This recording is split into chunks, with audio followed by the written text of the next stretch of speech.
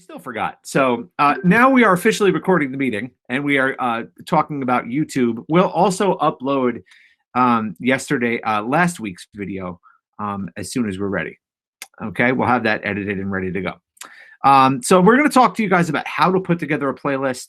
We're going to walk through some actual tasks that we've put in that we're going to ask you guys to do. And these are some of the same tasks that you'll be asked to do on the actual exam. You'll notice that you have to first have a channel in order to save a playlist. You also can create the playlist and then save the video to it.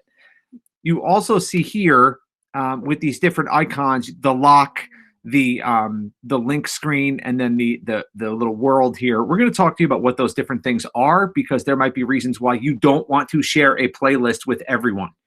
Okay. Sophia, can I get you to close the office door, please? Thank you. Okay. This is one of the key things, too, of how we can change and make our own thumbnails for our videos. You'll see Ms. Gross put in my channel. I try to put specific images for each thing. When I did my digital learning diary, I put those little images in there for every week. So this way, it's not a frozen picture of just my face, and it's something a little bit more professional or professional or forward looking in regards to having different thumbnails. I'm going to show you guys how I do this when I upload a video. Okay. So what I'd like to do with you guys right now is we'll do the times things last, but in YouTube, what I've done is I've given you in Google Classroom, I gave you a video. If you didn't download that video, that's fine. If you click on that video and click download, it'll download to your physical device, because I'm going to show you how to do things when you upload a video to YouTube. Okay. Now, you can only add these features when you upload a video to YouTube. Okay. So the video needs to be owned by you. So I gave you all the same video. I did a screencast of how to do some basic things in Google Slides. Okay. And that's what I'm going to show you guys how to do in YouTube. So the first thing I do is I go to YouTube. Okay. And it brings me to this homepage. In order for me to get to the place where I can upload videos, okay, just like everything else, you have more than one way to go through that action. You have create, first of all, where you can upload a video. You also can click on the icon, your picture or your image that you have here on the side, and you can go to your channel. You can also go to YouTube Studio. So in this case, I'm going to go to YouTube Studio, and then I'm going to put this video up onto YouTube. Okay. I go to my create button. I can also go to this arrow here, which will upload a video. It goes directly to my computer, and then I need to find the specific file, which I don't think I have it in my desktop right now. I'm going to use Monica's video that's here just for the heck of it right now. So it's good. First, it's going to upload the file. Okay. You have some things that you can do once you are in this screen. So right now you see that it says uploading video. So it's doing its magic. It's taking the video that you've basically put together and it's putting it up into YouTube as viewable content. And it's not viewable until you give it permission to be viewable. We'll talk more about the description in a second, but you might, of course, always give your videos a title. Okay, we're going to call this test video. And I also can add this video to a specific playlist at this point. I have all these different playlists, or I can create a new one. And the reason why you have these different playlists, again, is to organize your content. The way you would organize, the way I tell my students is when mom comes in with the hamper of clothes, you put everything where it belongs. You don't just dump everything into one drawer. Unless you're my children, who just take it and kind of shake it into their drawers and everything goes flying all over the place. But you really want to make sure that you're classifying where all of your videos are going. This is the one where I get sometimes get tripped up and I check off the wrong one. You want to click off that these videos, no, it's not made for kids. If it's a specific video for children, it's then there are certain things you can and cannot do. For example, you cannot add ads to a video specific for children. Do any of you, while I'm going through this, do any of you who have kids, do you guys have your children using a parentally guided YouTube account? Does anybody do that? It's weird that we're all looking at ourselves right now. Yeah, I kind of went back. Sorry. Navneet, I saw you use YouTube Kids. Do you use the Family Link app to kind of monitor everything? No? Okay. Some people do that. And when you have a child that's under the Family Link app, and Karen, you said that you did too. When you have a child that's under the Family Link app, that automatically makes them a parentally guided account. So this way they're watching videos that's going to be appropriate for their age level and content that's appropriate for them. Okay.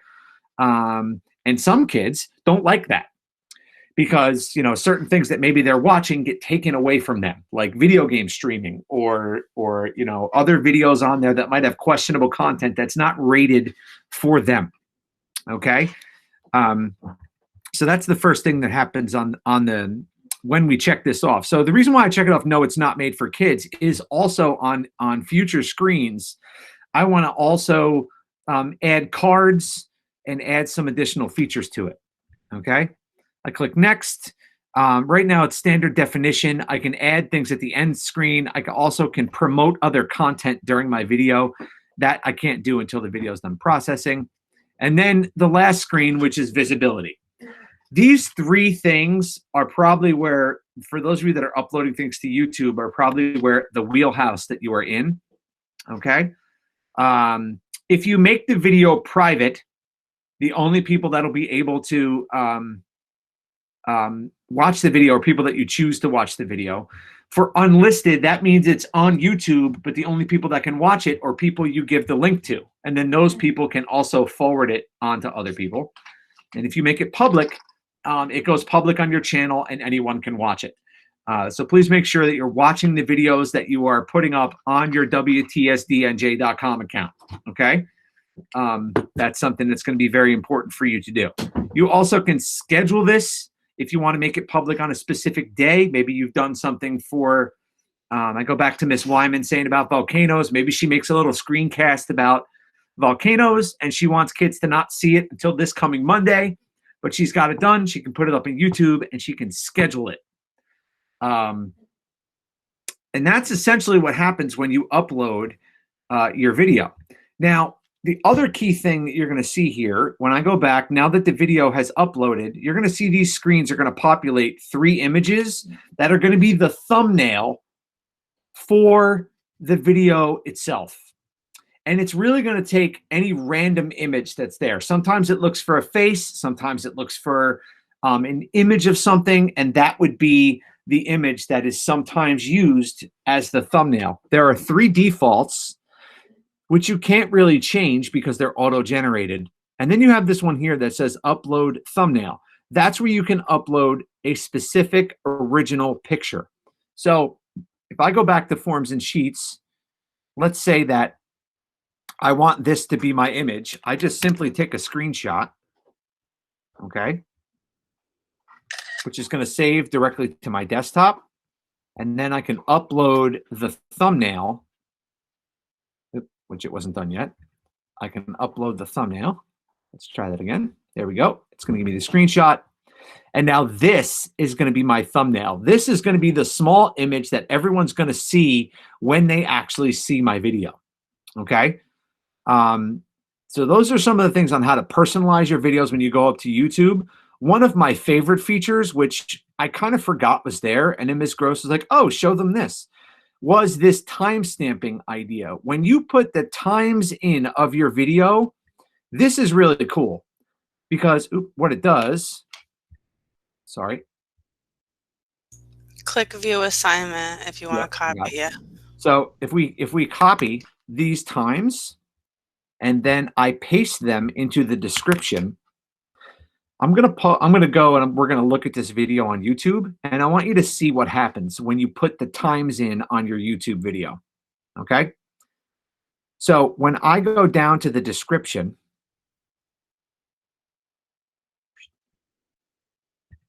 hi everybody, I'm going to be talking to you. All right, so there's Monica's voice. When I go into the description, which I cannot see, is it because, oh, I didn't save it yet, that's why.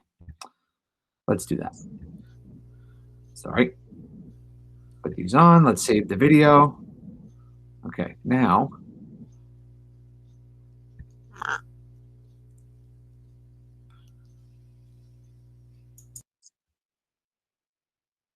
In the description, do you see now how the time, so when I click on 2 minutes, to the sheet button, you have 4 different. It moves the video right to that specific spot. So you can only do this though on videos that you upload or own yourself. So I think about, you know, I'm going to stop sharing for just a second. And then I'm going to give you guys some time to do your task. So I think about, yes, Miss Gross, the kids do think this is great. And I think about Mr. Tufts, right, teaching in a math class, where if he's taught a lesson and it's got multiple parts and it's 20 minutes long, he might want to put in that lesson, well, and I don't know what math you teach, Mr. Tufts, but maybe it's going to be, you know, adding and subtracting exponents is going to be at 5 minutes. So he's going to put 5 minutes down, and when a student clicks on the 5 minutes, it's going to bring them right to that point instead of having to scrub through the video the whole time. So that's a nice little feature when you're uploading your own videos, which I think in the past year, more of us have started to do, and putting some additional original materials on their channel. I really like that time feature, because it allows me to kind of throw some things in there that I want you guys to fast forward through. And then if you want to skip the introductions, if you want to skip the extra stuff, you can do that. And you actually can see that on our week 1 video that's like 90 minutes that I put on YouTube for us. If you needed to rewatch a portion of that, okay, you could do that. So, and I'll just show you what that looks like again really quick. And all I did was just, I watched the video and took like a little pen and paper and marked it down. And then I put the times in when I did it. You could also do this if you had a series of videos. So like if you had your Google Meets from a series of lessons and you wanted to put them together as a compilation for like a review of some type, you could piece them together using your Screencastify editor and then put them in YouTube with the timestamps as well. Okay, so you'll see this playlist, by the way. This, hello, Google adventurers. We are going to take a that's little the bit homework. of a look Wrong into playlist. advanced search options. Oh, shut that guy up. Okay. You're not sharing. No, I know. I wanted to find the right video first.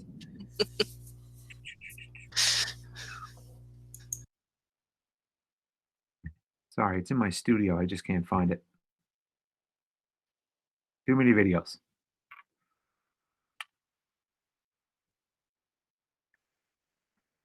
All right.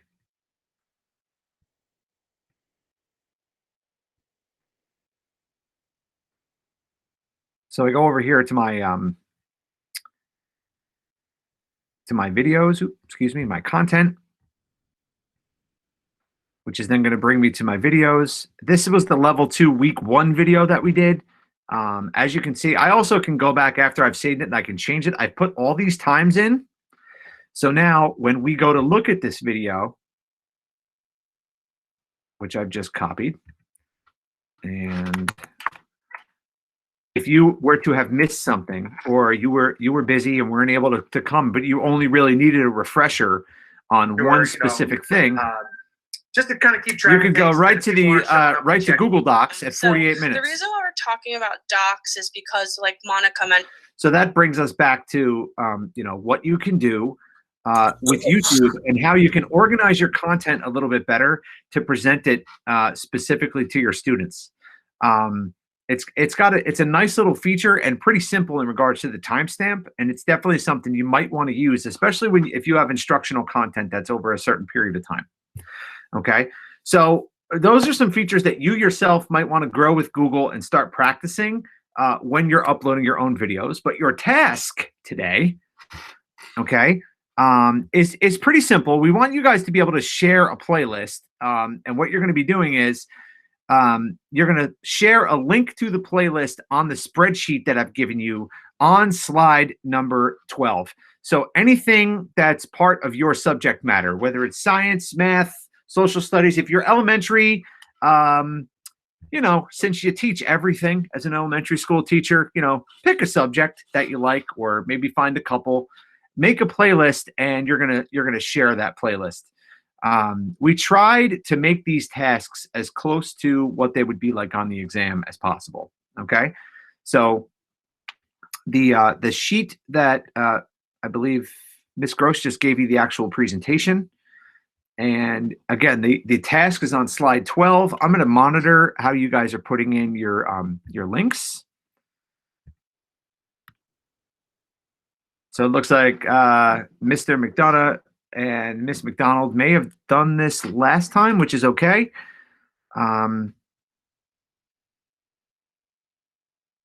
You could either just put the link in, or Mr. McDonough put in Musical Cells. That's the name of his playlist. Remember, we're looking for the link to the playlist, which is something I did not show you, but it's in the infographics. So take a look around and see if you can find how to share the link to the playlist. First, you have to create it. Then you have to figure out how to share it. Where do you share it from? And if anybody's stuck, just raise your hand or wave something in the screen or scream loudly, or you're going to put the link to the playlist that you're making, Mrs. Viteri, in the spreadsheet that's on slide number 12. I'll give you a link directly to the spreadsheet.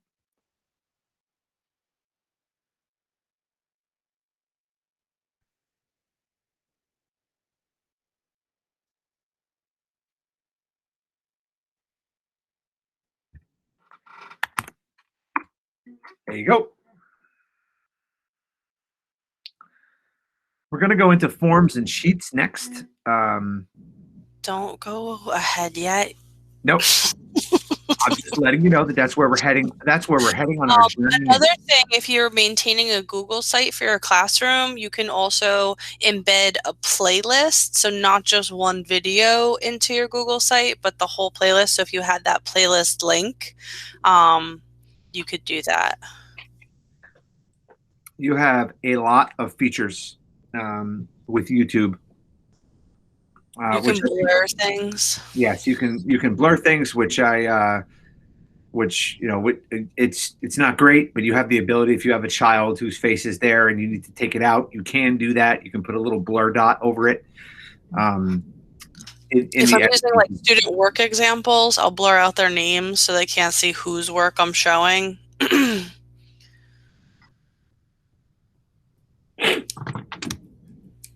YouTube is very dense these days.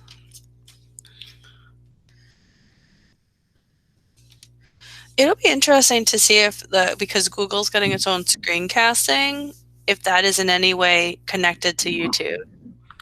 I think that's going to be very interesting to see.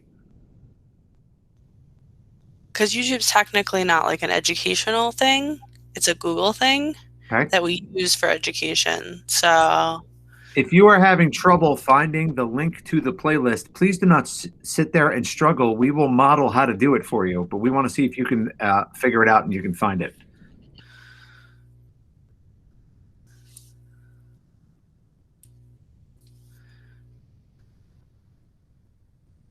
I also try to be healthy, and then like every Thursday, and with my wife is upstairs, she's not really feeling well, and every Thursday I get like these text messages from the pizza place that's in Edison, and it's like, contact us, get your dinner, don't cook anything.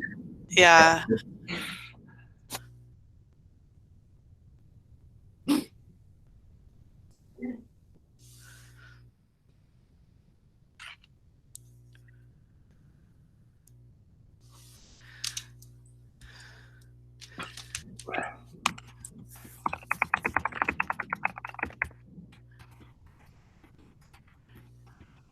Thank you.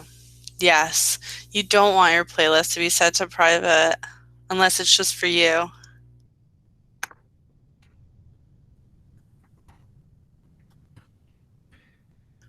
Which there may be some advantages of doing that. Well, yeah, if you're creating it and you're Yep. it's not ready yet. Yeah, I had a teacher at his middle school who had a lot of her child's like dance recital videos, and they're all on her phone and they're long.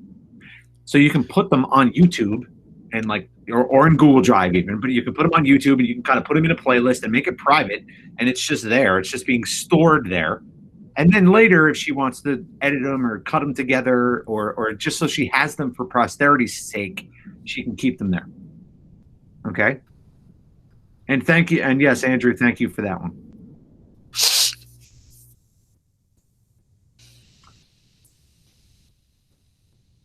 All right, getting a lot in there.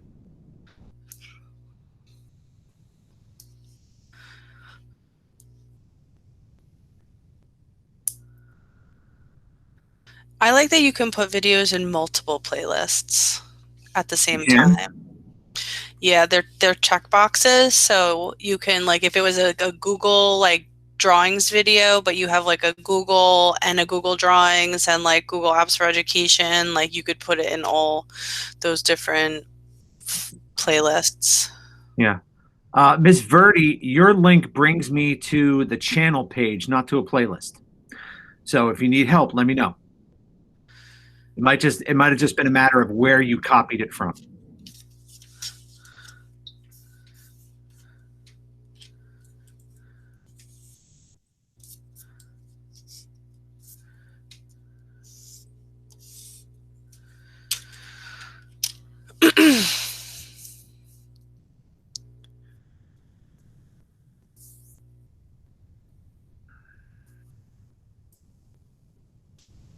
Now I really feel like I'm in class because it's so Awesome. quiet.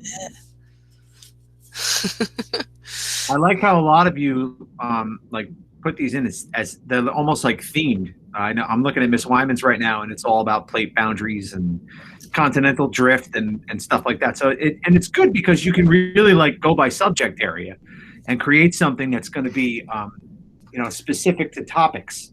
In world history, I have ones for ancient Egypt. I have ones for Greece. I have ones, like on and on. Science, like the middle school science is like all the sciences. So like, 1 week you're teaching astronomy and like the next week you're teaching like physics. And it's like, why are these the same science? But yeah, Okay. having like the videos and stuff definitely makes it a little bit easier. I see Kate O'Leary put in grammar songs and helping verbs, and they're all themed, which is great.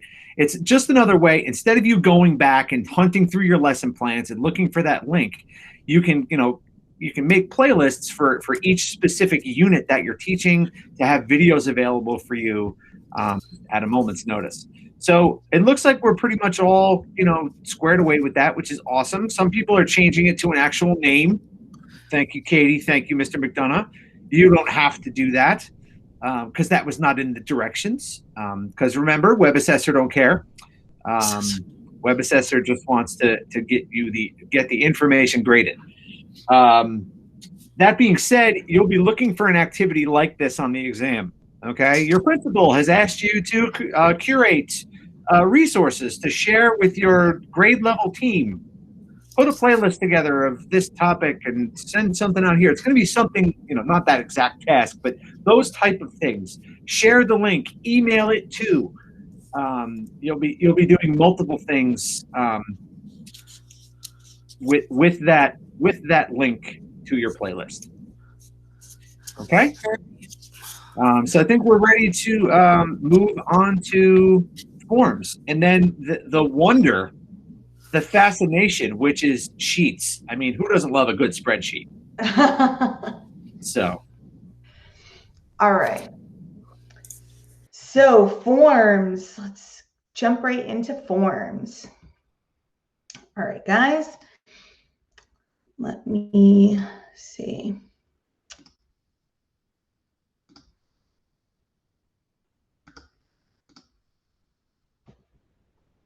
Can you guys see? Oh, there we go. See my screen? Yeah? All right, great. All right, so we're going to talk about forms now.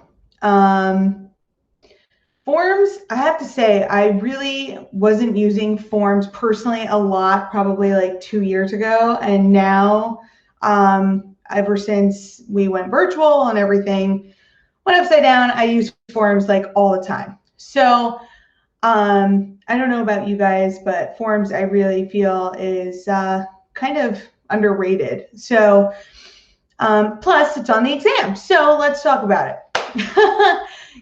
Create and send. So when you're creating a form, oh, there we go. Creating a form, you're just gonna go to the forms icon or forms.google.com, and you can start right by going to click the blank plus sign icon to create your form, or you can take a look at the template gallery. So when you're looking at the template gallery, it gives you like all these different things that you can create, or you can go ahead and create your own blank quiz. So that's something that a lot of people sometimes forget, that the template gallery is there for you and just kind of automatically goes to the plus sign to just create their form. But either way, whatever works for you. After you've created your form, so I'm going to go ahead and just create a blank one right now just for our demo here. And once you've created that form, it's really important to think of like what you want to collect from this form. Is it going to be a survey? Is it going to be a quiz? You're going to go right into the settings to kind of figure out what exactly it is that you're going to be doing. And these settings have multiple listings for you. So general, you can choose to collect email addresses or not. I know whenever I'm giving a form out for my students, I always collect their email addresses, because half the time, even if I make the question required, they forget to put their name on it, and then I'm searching whose responses are whose. And then you can also require this or restrict it to Woodbridge Township School District, or you can let anyone fill out the form. And you can also limit to one response or not. I do know on the test, when you are going to be doing any type of forms questions, from like when I took the test, I remember they asked us to limit it to one response, to make it a quiz, add values, and we're going to go through all of that today. So limiting to one response, meaning they can't submit multiple times, and that the respondents can either edit after they submit their answers. So for student use, for me, I usually don't have that checked, but if you want them to go back and edit their response, or maybe if it was a survey, you could just check that off. Or see summary, charts, and text responses, you can put that on as well, for the respondents to be able to see the summary of responses. For the presentation, when they're going through, you can either choose to show the progress bar or to not, also to shuffle the question order or not. I usually shuffle the question order whenever we're doing like some kind of an assessment or a quiz of some sort. You can also show a link to submit to another response, and you can also have this confirmation message that your response has been recorded, or you could change that confirmation message. Quizzes, when you're in the settings, and this is all still just in the settings when you first create your quiz, your form, you can make it a quiz. So you could swipe to make a quiz. I know that last year, like when we were in school and the students were using the Chromebooks in school, I loved using the lock mode on Chromebooks to turn the lock mode on. With elementary students, that was a great thing to not be able to open any other tabs or applications while taking the quiz. Right now, I leave that off when my students are home, but just so you know, that locked mode is there for the Chromebooks, for your managed Chromebook.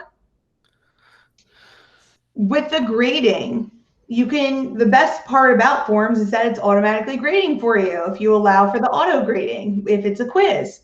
So you can choose to either have the grades released immediately after the submission so that the students know what their grade is right away, or you can switch it to later after a manual review.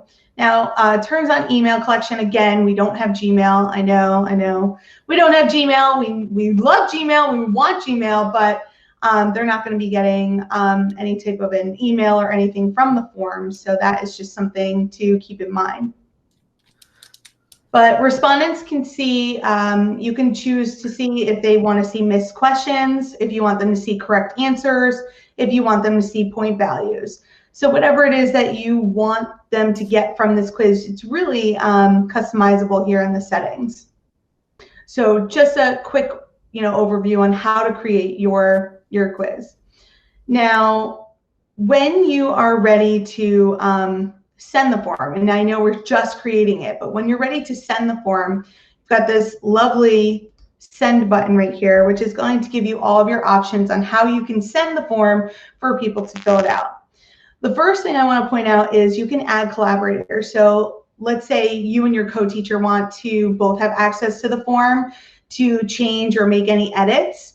You can add that person here by either typing in their direct name or their username, or you can click anybody that's recently been a part of someone that you've contacted with. So maybe I want to share this form with Joe.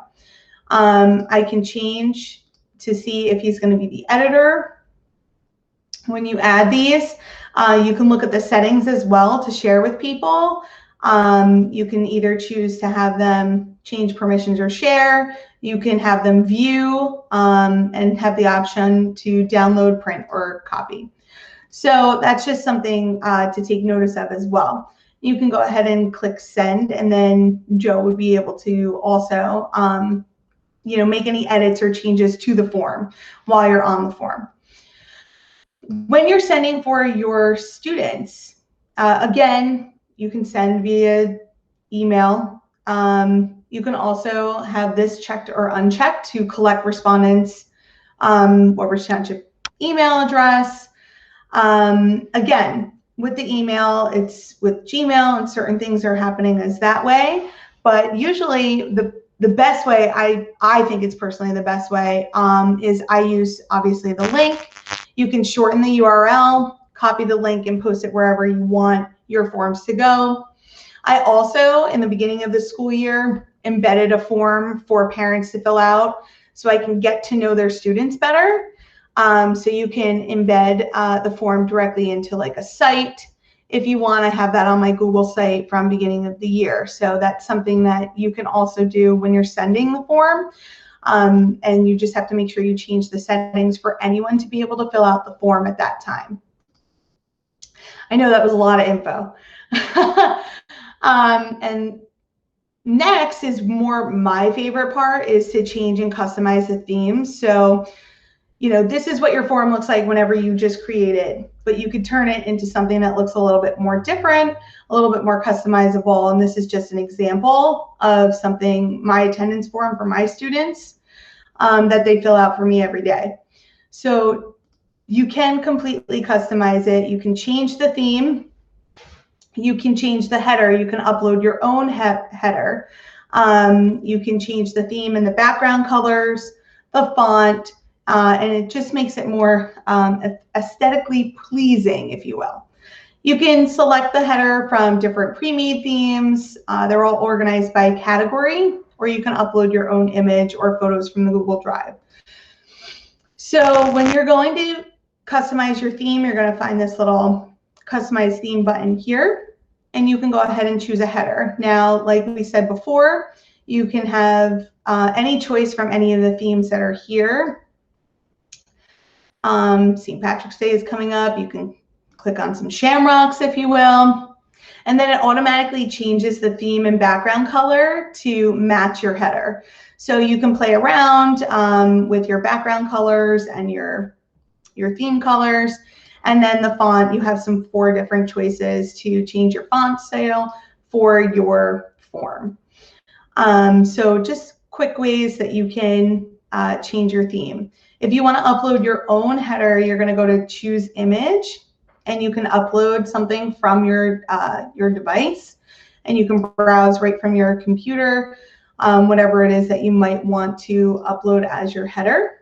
I know whenever I'm creating any types of headers or anything of that nature, I've been creating them in slides, and then like Jamie said earlier, you can download that image as a PNG or a JPEG, and you can upload that as your header as well. So just a quick, you can also upload from Google Drive. So if I wanted to make this my header, I can insert, and then you're going to click done.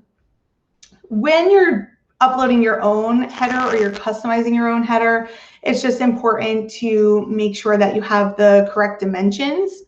And you can either Google that, or I believe I found on Twitter, it was just kind of, it had all the dimensions listed for all the different Google apps. And I can post that in the classroom at some point. But just to be aware that you're going to have to change the header size because they're all different for different things. So just a couple of ways that you can customize your form for Google Forms. All right, let's take a look at responses and data. So one of the best things about Google Forms, especially when we're in this distance learning setting and you're using these forms as either quizzes or to collect some kind of data, is to be able to bring that data into Sheets. So I'm actually going to, this form doesn't have any answers to it yet, but when you do go to the responses tab, that's where you're going to be able to see all of your responses. And I'm going to actually just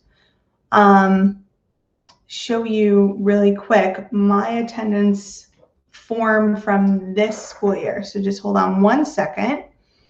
I'm going to stop sharing so I can just pull that up for you. I knew there was one thing I forgot to open, but when you are filling out the forms and you're going through responses, the best part is to be able to show it through your data in the sheets.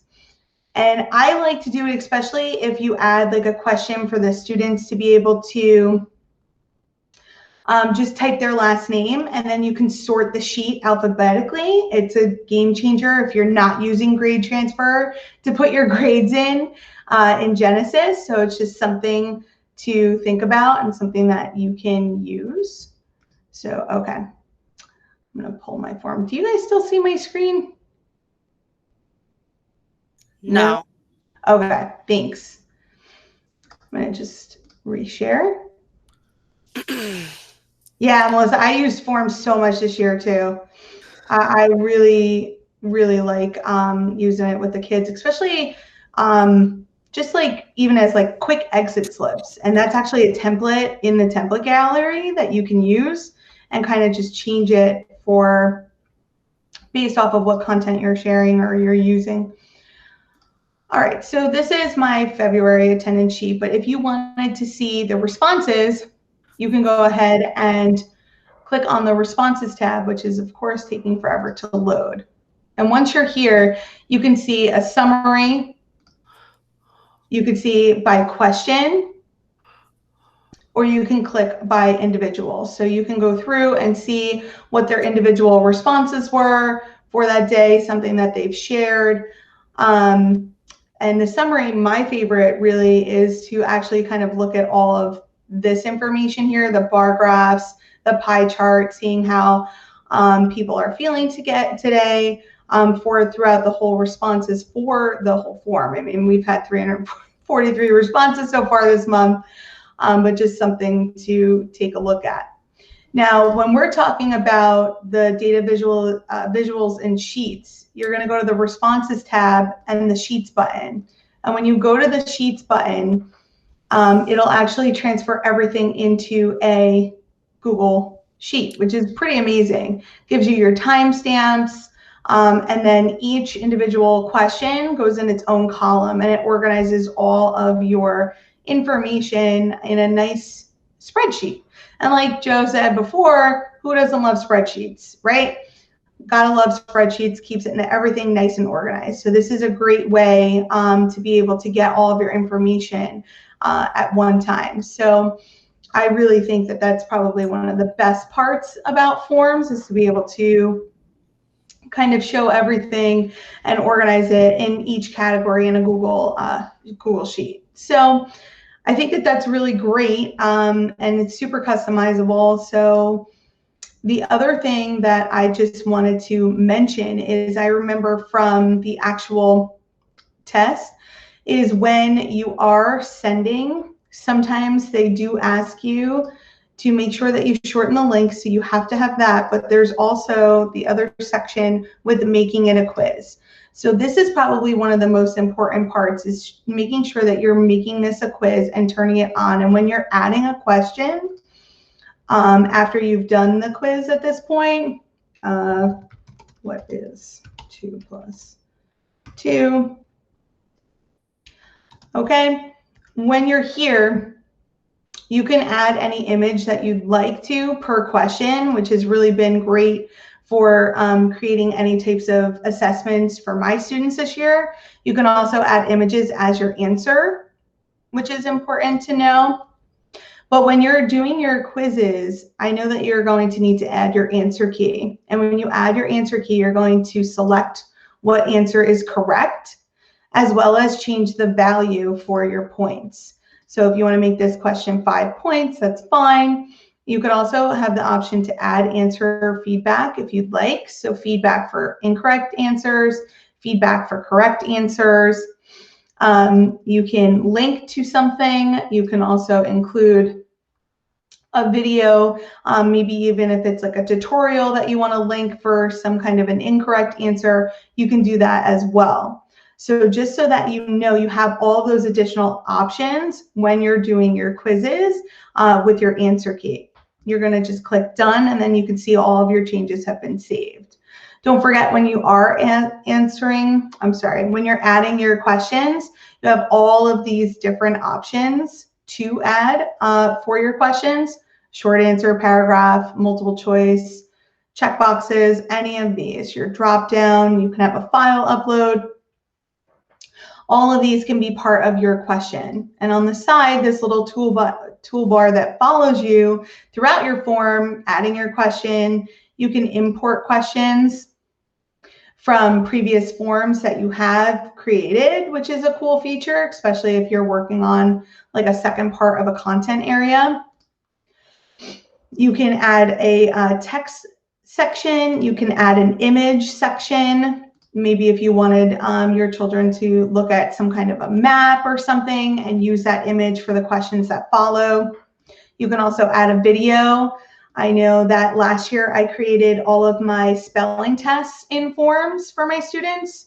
So every week I recorded myself saying the words, and then the students were able to answer it. The only thing was that they had to select from the multiple choice, because if they typed it in wrong, then it was going to show them that it was the wrong word.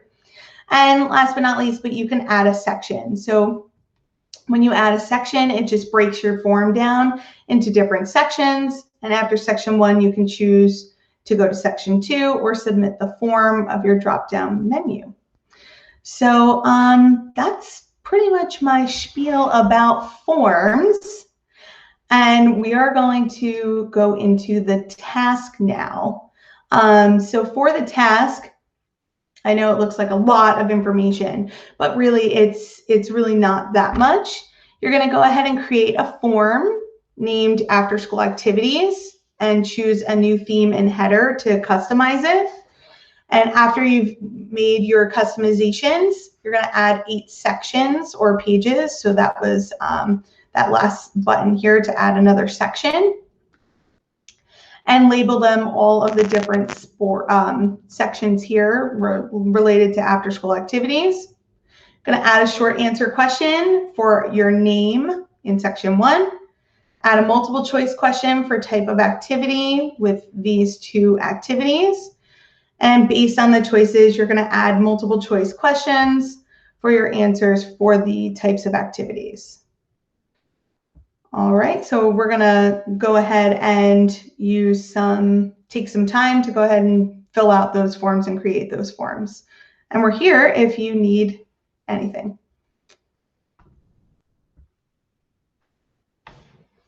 This is where we need like that background music while you guys are working.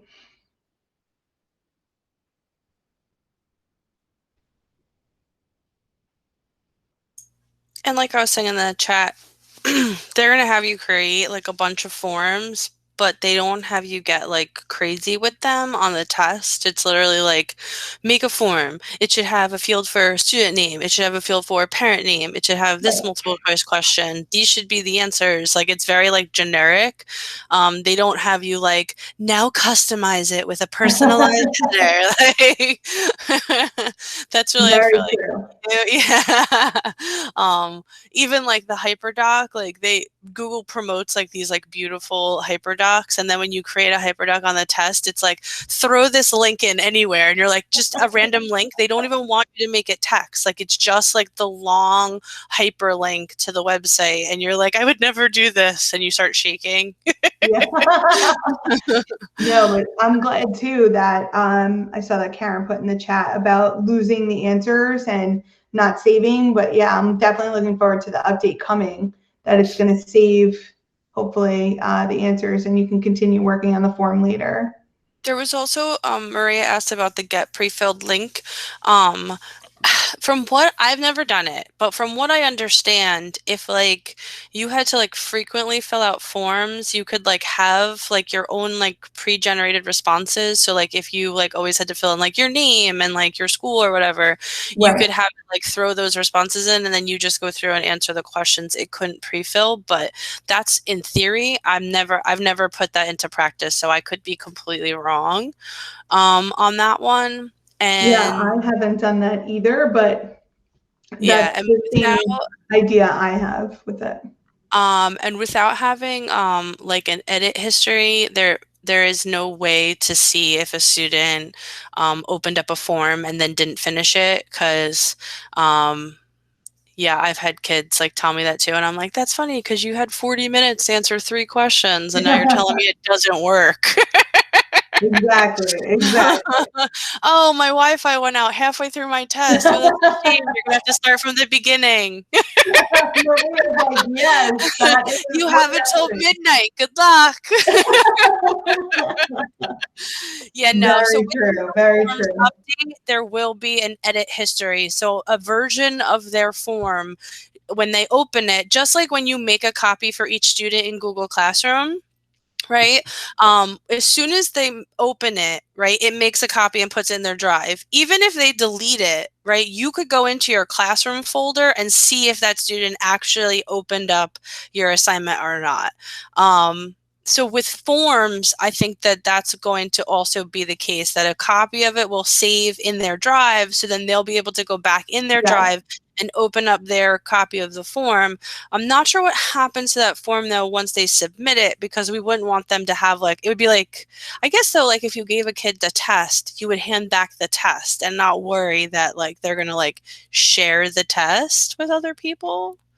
So I'm not sure. Yeah, like the paper copy, right? Yeah, so I'm not sure if like they would retain a copy in their drive. So that'll be interesting to see like the actual like logistics of how that will work. And we're also going to have Jamboard edit history. So That I'm very excited about. too. Multiple choice questions.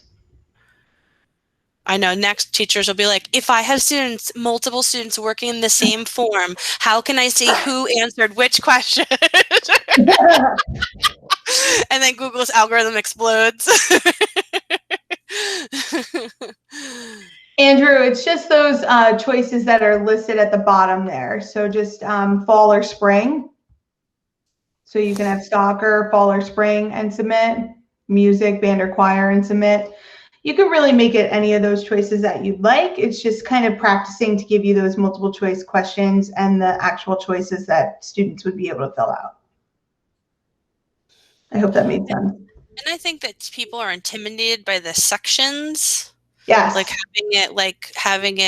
creating those sections, so they're not seeing the whole test at one time, that they have to actually click on a response before it moves them to another window, is also nice. Especially I feel like for like students who have a tendency to get like overwhelmed, you know, Exactly. like they're not seeing everything. It's like there's one thing on the screen at a time, you know, so just answer this question. And that'll be even more beneficial when they'll be able to go back, because then if you have kids who have extended time and things like that, if they were spending a lot of time on one question, they'd be able to go back later on and continue where they left off, which will be nice. Definitely. I think so too. All right.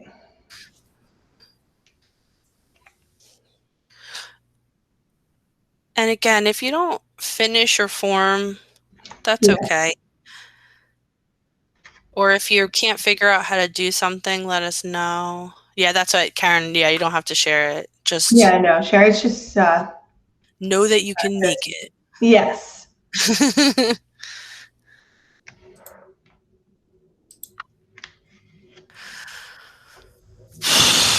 I guess I'll start sharing since I'm going to present next.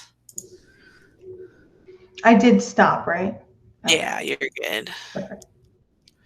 So Melissa asked a good question, and I don't know an answer to it. What is it? If they choose soccer, we have them go to soccer. But if they choose fine arts, how do we have them go to music and art? You could push them to the, yes, you could push them to that section. Absolutely. You could do Yes. that. That's what it was supposed to be. I'm sorry if that No, it's fine. clear. I just, again, and it's also good that there's some minor issues with the directions because I will say this, sometimes the directions are a bit, I don't know, ambiguous, where it'll say like put a sub page, put a page underneath the page. Well, is that a new page? Is that a sub page? You know, Yeah, people are exactly. always trying to figure that out. So, James, if you, I know you're going on the sheets. I'm sorry to hop in there. No, I'm not. I want to make sure everybody's ready to go. It doesn't let me click, you know, like once I click go to music, I can't also click go to art. Does that make sense? Yeah. Is there Trying to visualize what you're saying. like, you know, where you click go to section? Mm-hmm. So I have go to section music. But then is there like another spot that I'm supposed to tell it to go to art also? No, for music, you would just put the multiple choice question, band or Band or choir. choir. Yeah, so then the directions say, so wouldn't it also be that if they're picking fine arts, they also have to go to art? No, so if they pick fine arts, it'll take them to, oh yeah, I guess so. Yes, it would. Yeah, you would have to have them push to fine arts. So they both have to go to fine arts. So I'm missing the part where they both get pushed to where fine arts gets pushed to music and art. Does that make sense? Yeah, I guess just link to one of them. Yes. So Okay. if they And pick then fine link to arts, the then they would college. either have a music option for band or choir, or they would have an art option for design or theater. Okay. Mm-hmm. Yeah, it would probably, instead of being and this is not for you guys, but I'm just talking out loud. For that one, it would probably go to like a checkbox kind of thing. So if they wanted fine arts, you would have to pick like music and then pick band or choir. You know what I'm saying? But for that, I wouldn't. And lots of time, I think both times I took level 2, I was by myself and I just like stared at the screen and I was like, what is this question asking me to do?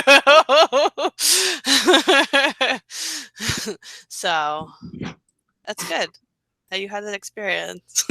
No, it's true because that happened to me, especially when we're getting into sheets right now and pivot tables. So that was my moment of what is this that I'm supposed to do during that test. Yeah, Anthony put like the workflow in the chat if anybody's trying to follow along. Yes. But again, we're going to move on to sheets. So if we wanted to explore more forms stuff at some point, how do you link a section to a question? Yeah, you can. Karen, I can actually show you that if you want to stick around for a minute or two after at like 5:30. Because what I did an escape room where they had to answer a value correctly in order to move on to the next section. Yes. It's actually quite simple to do, and I could show you how to actually do that. So, okay. Are we ready? I'm just afraid we're going to run out of time and we still have to talk about the tests. So what do you want to do? I'm going to go, but I want to start. Okay. But I want to make sure everybody's with us. Okay. And she said she found it. Okay. So if we go a little over 5:30 today, please stay with us. We will try to be done as close to 5:30 as possible. All right, so let's just get right into Sheets. So everything pretty much for the most part that I'm about to show you, you will have to do on Sheets. You will have to use the functions to average out a group of scores. You will have to create 2 charts, so that is in the task today. You will not have to do conditional formatting, so I might skip that one for today and come back to it if we have time, but you will have to create a pivot table. All right, so I'm going to walk you through how to do functions. I'll walk you through how to create your charts, and I'll show you how to create a pivot table. All right, so this is actually the form that the sheet that you're going to get for your task. All right, so pretty simple. Your tools are all here at the top, but unfortunately your functions are always hidden. All right, so if you click on this little more, unless you're on a bigger screen, I'm on a Chromebook, so if you're also on a Chromebook, then you might experience that as well. And your functions are this Greek letter here. I think it's Greek. And if you click on the down arrow, there's so many things. Like there's my students, because I do a little bit of Sheets with them, they'll say like, well, what would you use this for? And I'm like, I have no idea. Like, I don't know anything about engineering. Come on. So if you understand these things, awesome. If you don't, average is a really good friend. Sum is a very good friend as well. All right. But yeah, so to add a function, the very first thing that you want to do, and I need to just make this smaller because I want you to be able to see what I'm doing over here. All right. So you have to click in the cell. And then just add whatever function you want to use. So today we're going to be using the average function. All right, so we're going to be averaging together the tests, the 6 tests that our students have taken. All right, so these are all just test scores that you see in my sheet here. Right, so when I click on the average function, it's going to create my average function and get these parentheses. Now, there's a couple of different ways that you can add the information in between the parentheses. The worst way to do it is to try to type it. I'm just going to be completely honest with you, because you'd have to sit there and do like E2 plus F, and like it's just really complicated. So the easiest way to populate is to click in the first cell and hold down. So I'm going to click and I'm still holding down my button, and then I'm just going to drag across. All right. And you'll notice that now in my parentheses, you'll see it says E2 colon J2. Right? And then all I do is hit enter, and it will give me the average of that class, all right, or that student. So it averaged the student scores together. Now, the easiest way for me to get the rest of the class done, so I don't have to sit here and like add the function, you may have noticed that Google just suggested a workaround. All right, where it would have just populated all the averages here because Google's getting super smart. If you were like not sure about that and you're like, well, dang, now how do I do it? There's a little circle right here on the bottom right-hand part of my screen. If I click on that and drag down, it will add the function to all of those cells and automatically figure out the averages for the rest of the column. All right, so again, just so you can see that. So I had the function, and you can see the function up here. So I have my average function. I clicked and dragged across to select that row, and then I hit enter, and it gave me my 86. But I have the rest of these students. So then I just take this little down, and then it should populate all of the averages for you. All right. Now I could get fancy. I was going to show you how to make a header and stuff like that, but for time's sake, you will have to be able to do that specific task on the test. They will give you a spreadsheet just like this one, and they will ask you to average all of the tests. They'll also ask you to alphabetize the students, like they'll organize the sheet.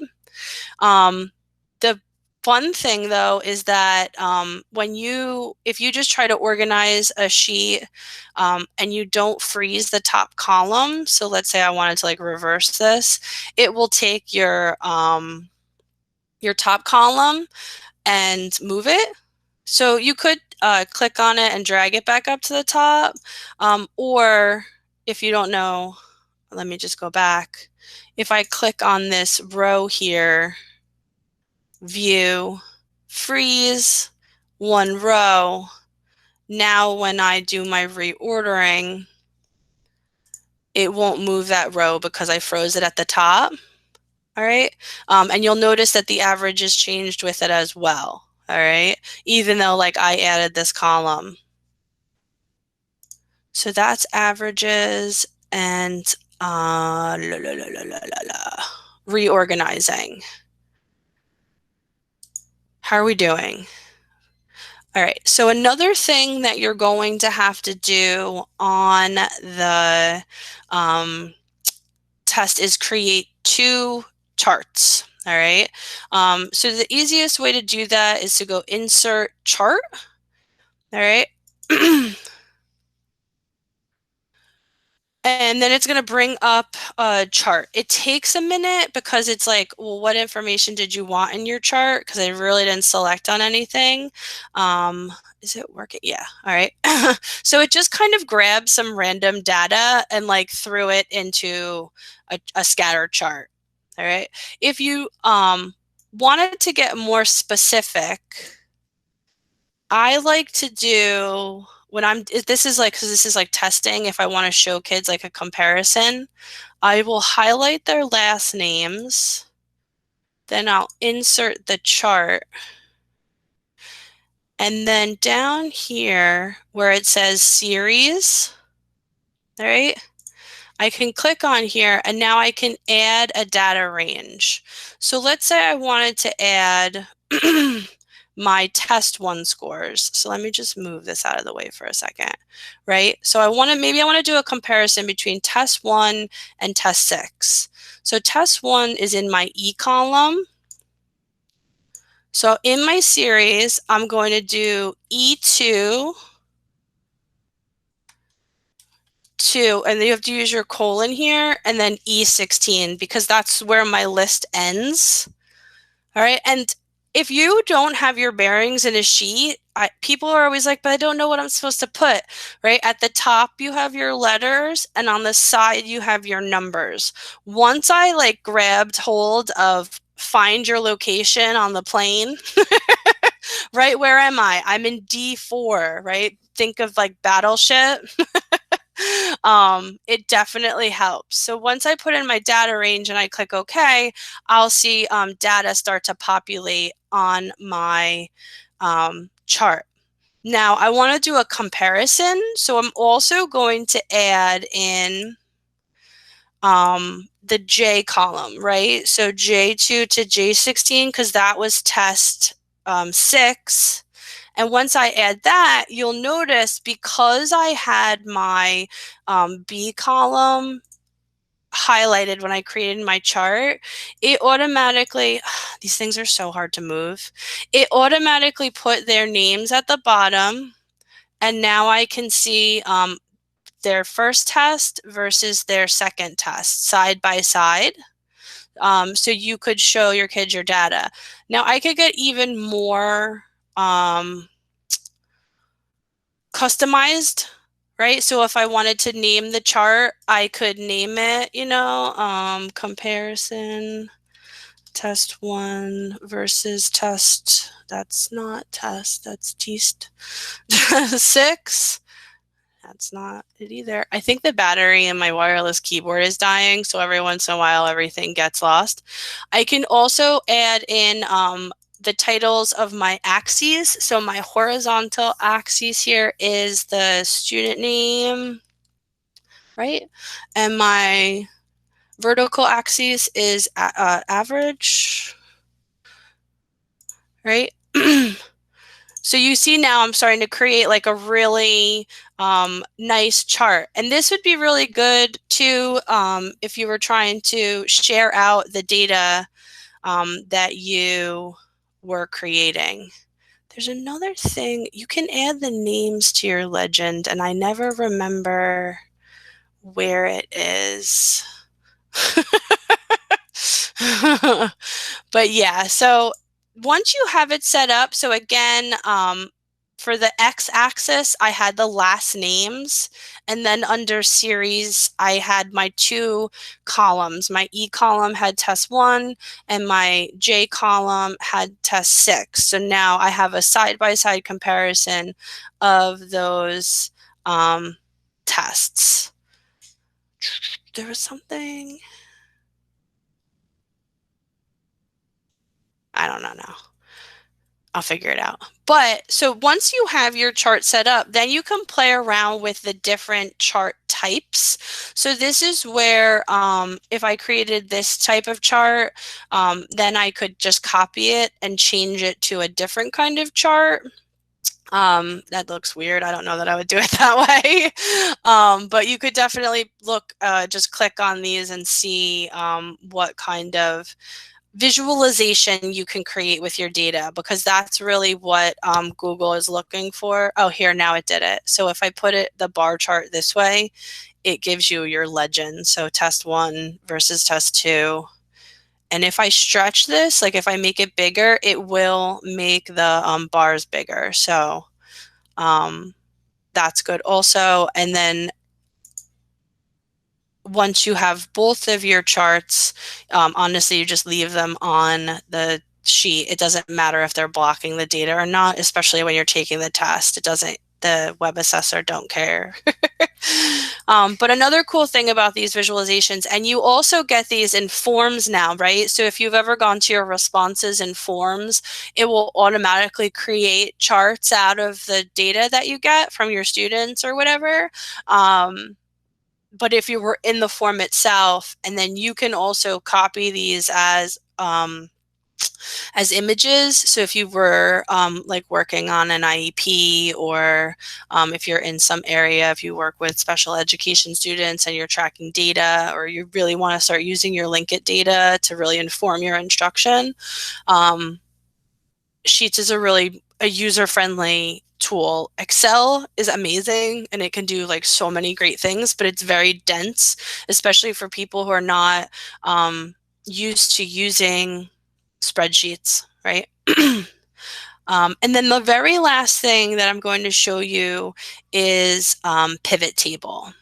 All right, so to get your pivot table, you're going to go to data, and you'll come down to where it says pivot table. And this is actually going to open up a whole new sheet. Ooh, I want to do it for the whole thing. Just select the whole sheet. Where'd it go? Pivot table. And then this will open up a new sheet. You can see here that I'm on pivot table 4 because I've been practicing. It's not something that you'll use very often, but like I said, they do have you do this on the test. They tell you exactly how to set it up though. So they'll tell you what you want your rows and stuff to be. But so you can see here that I can take the data. So if I wanted student's last name, and we always unclick show totals, and then it makes it look a little bit nicer. So maybe one row is last name, so I can see who the kids are.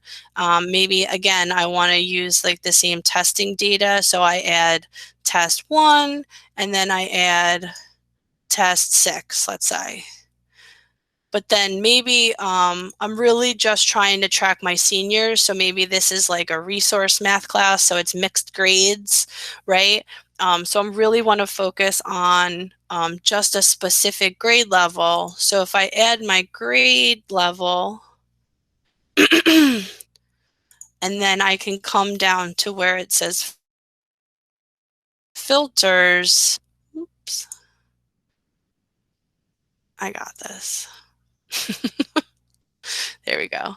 I could come down to where it says filters, and I keep clicking on the wrong thing because my computer's lagging. So I'm trying. So I can filter by grade. And then if I scroll down here, instead of showing all items, I can check off the grades I don't want. So maybe I just want to see like what my seniors are doing. So I only have 12th grade checked off. And then once I do that, now I only see my seniors, right? So here's their test 1 and here's their test 2. And this is just another way to visualize data. That's how Google always refers to it, the visualization of your data. So that's pivot table.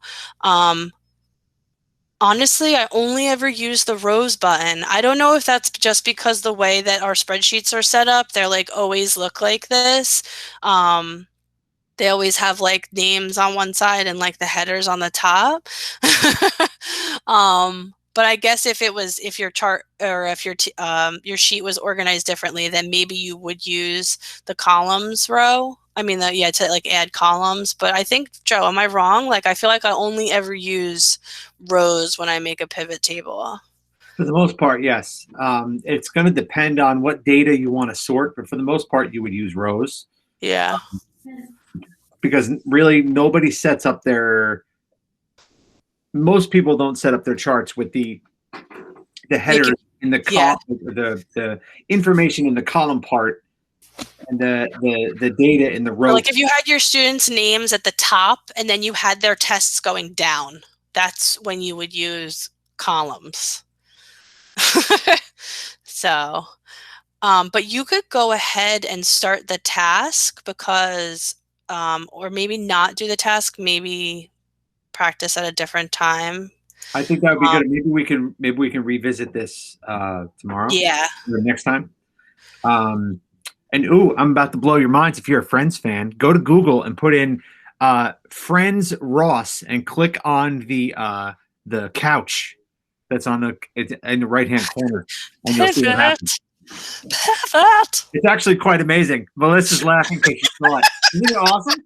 I'm really pissed at myself because Jill Winhold at Avondale Middle got me a pivot shirt that says Pivot on it from Friends. It's just amazing that you keep doing it and then the couch breaks in half. But awesome. Andrew, yes, you're right. So if you wanted to filter your data in a separate sheet, you create the pivot table. So you're not manipulating the original data. You're able to manipulate the data in like a fresh sheet. And if you mess up, you can just delete that sheet and start over. So it is actually a nice feature for that. Did I?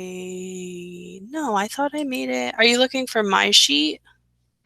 Yeah, James, I was just going to say, they're saying that they're not able to make the I have it copy. open right here.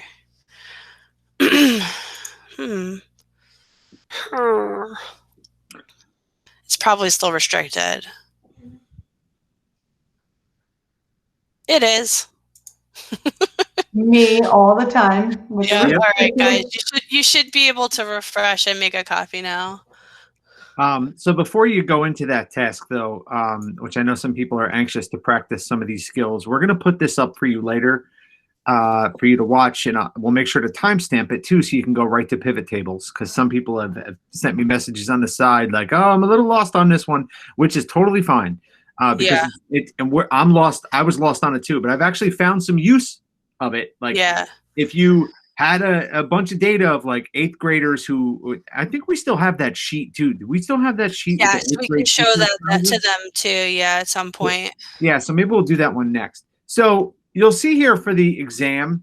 Again, the exam is optional, but we'd love for you to brag and get your little badge. So we want you to we want to offer you some time that we're going to make ourselves available to help you with questions that you may have on the exam.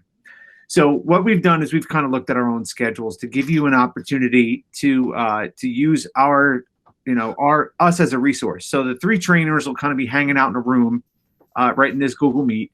And if you're taking the exam, you can pop in and say like, "Hey, I'm on this multiple choice question. I don't know what it is," or "I'm doing this task and I'm stuck on, how do I sort this sheet again?"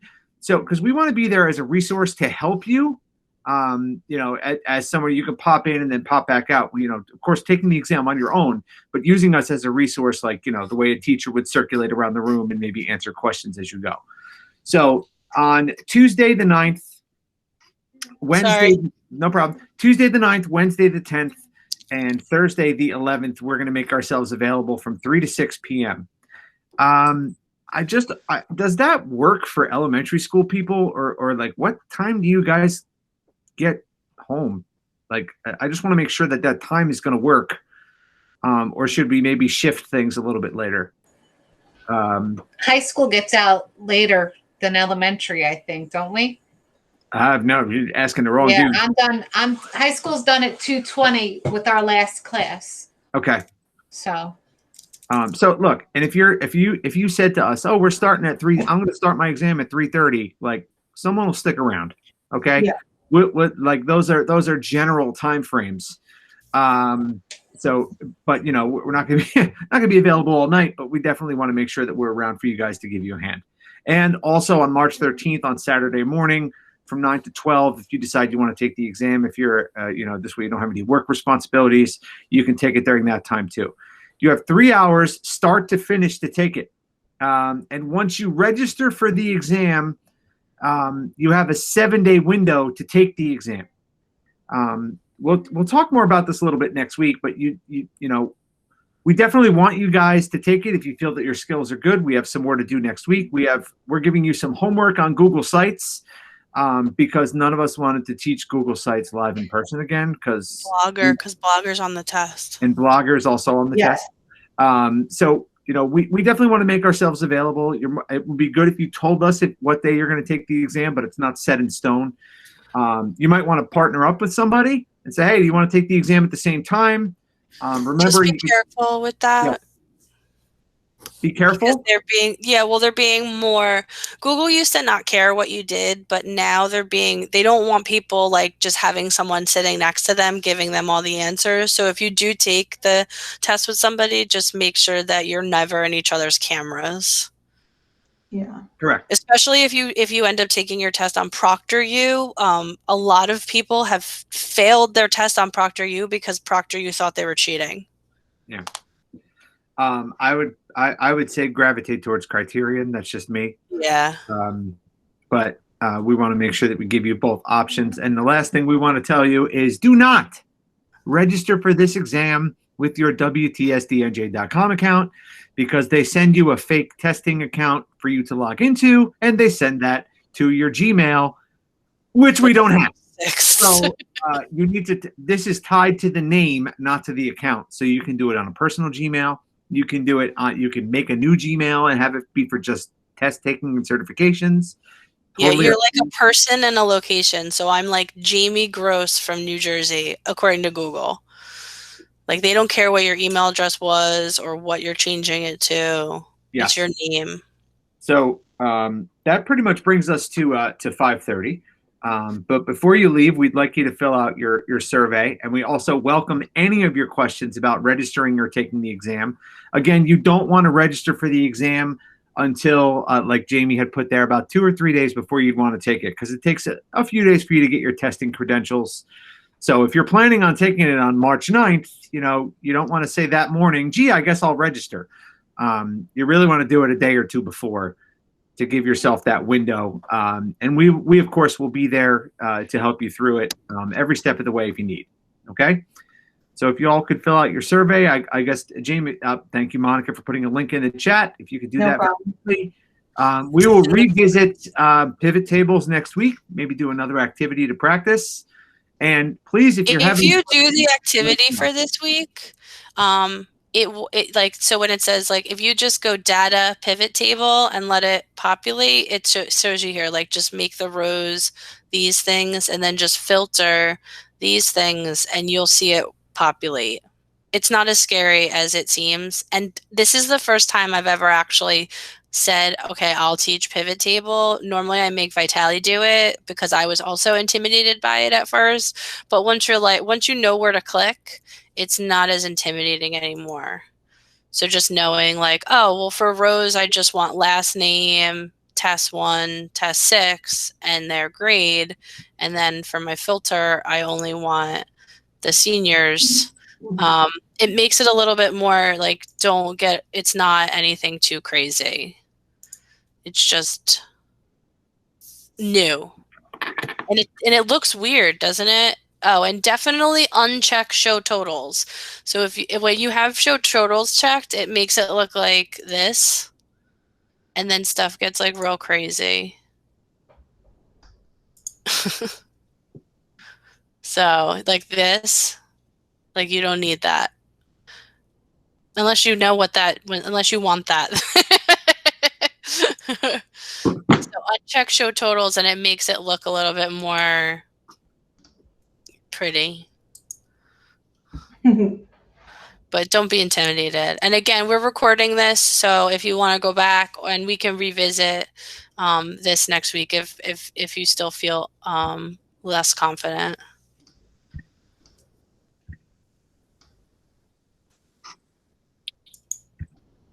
Okay, so once you have filled out your survey, you can sign yourself off. If you want to do obligatory wave, you can. You know, if that makes you feel good, if that's your jam, please do. But yeah, we appreciate you guys being here with us and continuing on the journey, and we will see you guys for class 4 next week. If anybody wants to hang out for a second, Yeah. if you have a question you think we can answer pretty quickly. Thank you. Thanks, Bye, guys. Ben. Thank you. Oh man, my brain hurts. Oh, there's a baby. It's a long. Oh, wait, there's a baby in the room. So cute. Oh yeah, this is Jack. This is why I cooked dinner so early. Aw. We do the same thing. Well, and he's adorable. Thank you.